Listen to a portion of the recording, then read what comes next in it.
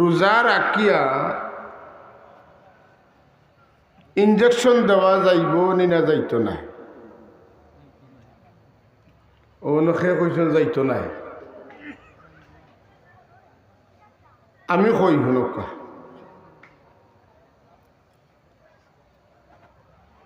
Injection যে মারা হয় রোগে দি মারা হয় আর নাইলে গুষ্তে দি মারা হয়।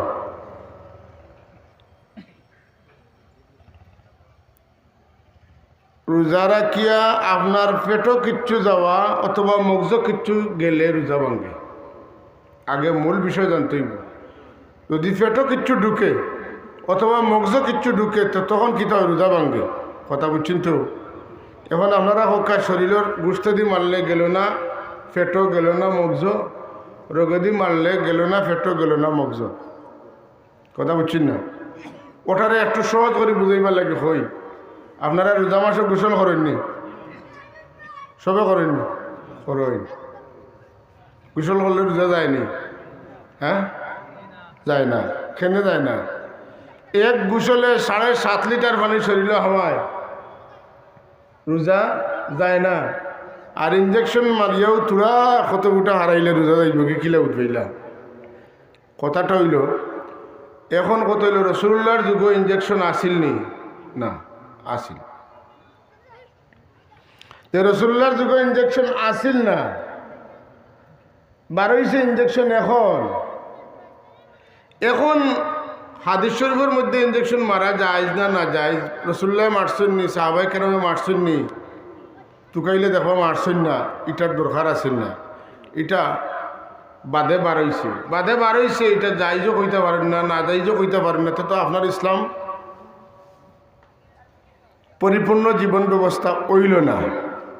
অথচ ইন্নাদ দীনা ইনদাল্লাহিল ইসলাম, আল্লাহর কাছে একমাত্র গ্রহণযোগ্য দিন হইল ইসলাম।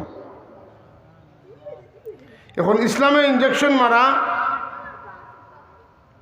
অথবা ইনসুলিন মারা, শরীর তনে রক্ত খুলিয়া দেওয়া, শরীরে রক্ত ঢুকানি, এটা রসুল্লাহর যুগ আসিল না। আর আপনার ইসলামে কইতে পারলো না।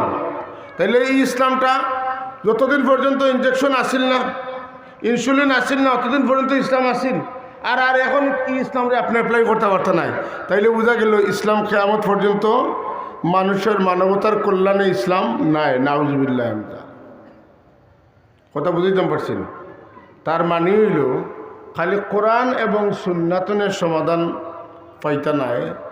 আল্লাহর হাবিব সাল্লাল্লাহু আলাইহি ওয়াসাল্লামে হযরতে মুআজ ইবনে জাবাল রাদিয়াল্লাহু তাআলা আনহুরে ইয়ামনের গভর্নর বানাইয়া ফাটাইবার সময় তানে জিজ্ঞাসলাম যে তুমি যে যাইতে লাগি যদি কোনো সমস্যাত পড়ো সমাধান কিলা করবে? তাই কইছেন, ইয়া রাসূলুল্লাহ, আমি আল্লাহর কোরআনের মাধ্যমে সমাধান করব। হুজুর এখন যদি কোরআনে কারিমও পাও না তে কিতা করবে? বলে আমি আল্লাহর নবীর সুন্নাহ অনুযায়ী সমাধান করব। হুজুর এখন তুমি প্রপারলি যদি সুন্নাত পাও না তে কিতা করবা? তাই এখন আজ তাহিদু বিরাই, আমি কোরআন এবং সুন্নাহর উপরে গবেষণা করিয়া একটা রায় দিন। আল্লাহ নবীয়ে হইলা আল্লাহ শুক্রিয়া আদায় করল যে আমি এমন একজন মানুষের ইয়ামনের গভর্নর বানাইয়া ফাটাইবার লাগে নির্বাচিত করতাম পারছি, যেন আল্লাহ এবং আল্লাহ রসুলের সন্তুষ্ট মুআফিক তাই বিচার কার্য সমাধান করতে পারবা। এই কথাটা আমার সামনে উপস্থাপন করতে পারছে। সুবহানাল্লাহ। এর লাগি হুবহু সুন্নাত থাকতো না পারে, হুবহু কোরআন শরীফও থাকতো না পারে, মূল জিনিস থাকবো, মূল বিষয়টা থাকবো। ওটার উপরে আন্দাজ করিয়া, অনুমান করিয়া, কেয়াস করিয়া যারা মুস্তাহিদ পর্যায়ের আলিম হল আছেন তারা যখন কিচ্ছু বার করে তুইয়া যাইবা, এটারে আপনি আমি মানিয়া নিতাম। এটার উপরে ইজমা হয়ে গেলে আমরা মানিয়া নিতাম। কেয়াসটা যদি শুদ্ধ তাইলে আমরা এটা মানিয়া নিতাম। এটা বেদাত না। তবে একটা কথা মনে রাখা লাগবো, বেদাত অত্যন্ত নিকৃষ্ট জিনিস।